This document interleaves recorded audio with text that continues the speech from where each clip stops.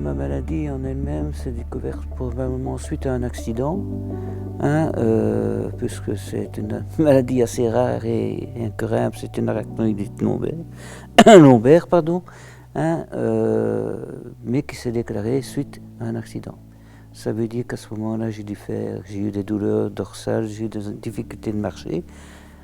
C'est ajouté à ça des problèmes cardiaques et un petit AVC, ce qui fait que finalement je me suis retrouvé invalide. J'ai commencé à être très fatiguée et des douleurs diffuses un peu partout. Alors je suis allée voir le médecin et on m'a décelé le mot fibromyalgie. Au moment où la maladie s'est déclarée, effectivement, j'étais encore en activité. Mais vu le travail que j'exerçais, je n'ai pas pu continuer parce que la concentration n'étant plus là, la résistance physique n'étant plus là, il fallait abandonner. Et je me suis retrouvé chez moi en incapacité de travail totale et permanente. Quand on vous annonce ça au départ, c'est très dur. Parce que vous quittez un milieu actif pour vous retrouver entre quatre murs, si je puis m'exprimer comme ça, pardon. Ça veut dire que vous ne vous retrouvez pas seul parce que vous avez votre famille, mais vous quittez votre milieu professionnel qui est quand même important dans une vie. Alors vous perdez tout contact et voilà, c'est assez dur, je dois dire.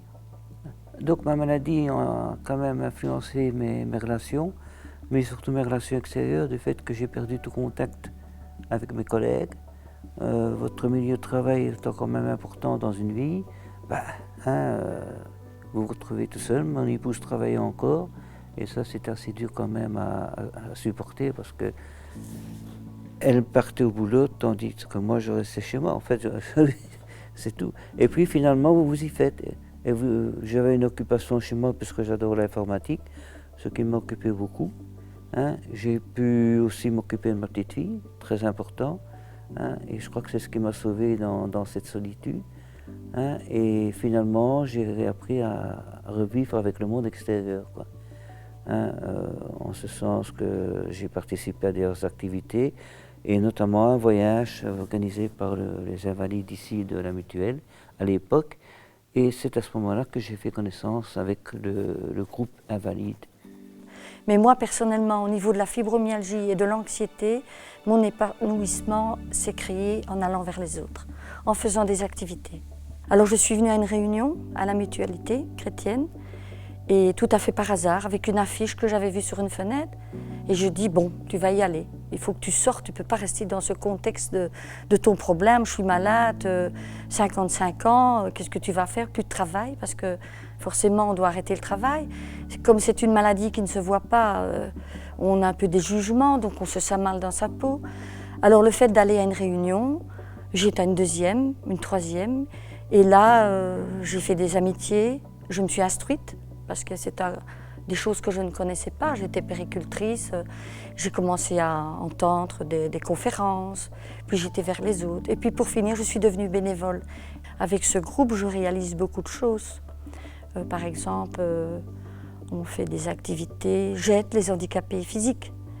Étant moi, j'ai de la fibromyalgie, mais je sais quand même marcher. Je sais quand même aider quelqu'un qui a difficulté de manger.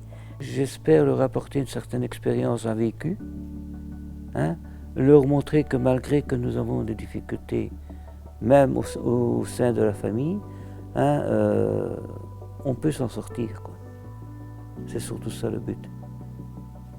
C'est de sortir de sa solitude et d'aider les autres à en sortir. On s'adapte à chaque handicap. Et il ne faut pas avoir peur de son handicap. On est tous égaux dans une maladie.